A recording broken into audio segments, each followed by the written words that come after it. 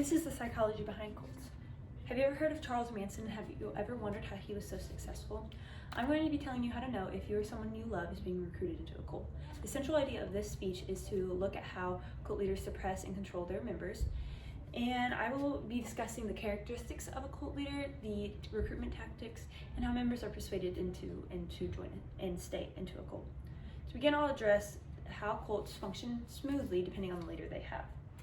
Cult leaders often possess a certain set of characteristics that help them exert power and control over their followers. Verity 2023. One characteristic is charisma. If they have a very charismatic personality, they tend to draw people in. Verity 2023. If they have manipulation skills, then they are very skilled at flattery, guilt, and fear that they can scare people or persuade people. If they have a very charismatic personality, then they pull people in and they can keep them into this cult. Verity 2023. These are the leaders of Heaven's Gate. They required obedience, and this is how they controlled their followers. Davis 2000, page 8. The obedience that was required was an absolute submission to an authority. Davis 2000, page 8. This authority was God. They were obedient because they thought that Doe and T were getting their information from God, and that if they didn't obey, then they were defying God himself. They were also really good at keeping their members isolated, and this is what helped with obedience. They cut everyone out who didn't think or act how they did, and outsiders of any kind were unwelcome. Davis 2000, page 8. The only people they were around were other members of the cult, and they all acted the same. So next I'll address how cult leaders are able to recruit so many members each year. So recruitment can happen anywhere, and most people are susceptible to it. Recruiters are looking for people who are stressed, emotionally vulnerable, have tenuous or no family connections at all. They could be new college students or even abused when they were growing up. Davis 2023. They will look for people who are alone, and they will hone in their attention to just this person, what they are talking about. Davis 2023. They start with love bombing, which is just flooding the recruit with attention, flattery, and words of affirmation. And then they make them feel special and unique. Davis 2023. They isolate the recruit by offering them a weekend trip. And this trip is just where they're gonna come, they're gonna get rid of all outside connection, their phones, their news, they're not gonna know anything. And they're just gonna sit there and they're gonna learn about what this group has to offer. And this is how they submerge you into the cult, because you're just around all these people who are thinking the same way, and you're more willing to follow along because you just wanna fit in. Davis 2023. Some major reasons people join cults is that the recruiters are very skilled at finding out what you need and tailoring their pitch to it. Grouch 2023, page 4. People could also have a life event that's led them to searching for a deeper purpose in life, or they want something more meaningful in their lives.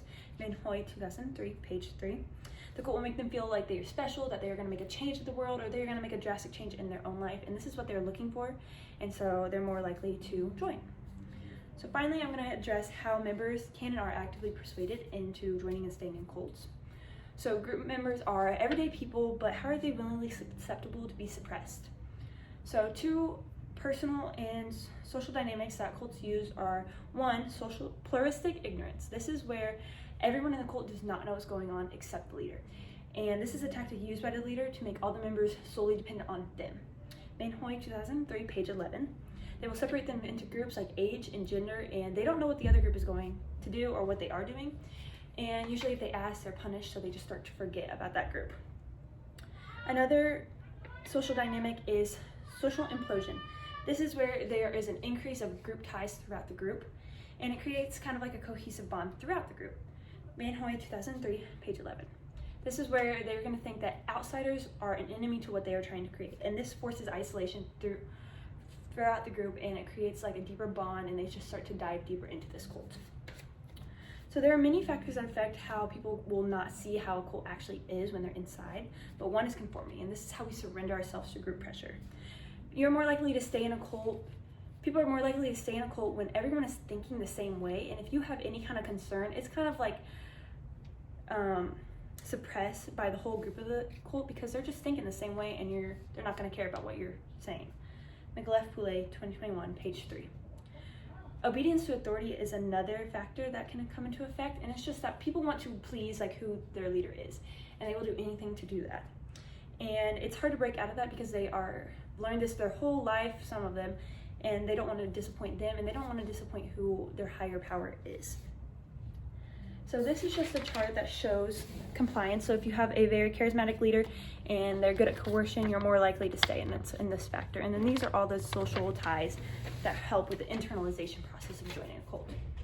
So in conclusion, cult leaders have a very strong hold over their members because of their personalities, because of their recruitment tactics, and because of the vulnerable state of their recruits.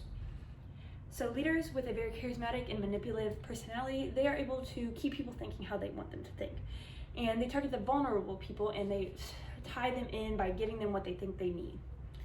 And a lot of members get lost in the cults because they don't know what's going on throughout the cult, or they're just trying to fit in and they're trying to find a group that they like. So this speech kind of went in depth about how leaders suppress and control their members, but there's so much more out there. So a quote that I'm going to leave you on is, one man's cult is another man's religion. Annie Priest. Thank you.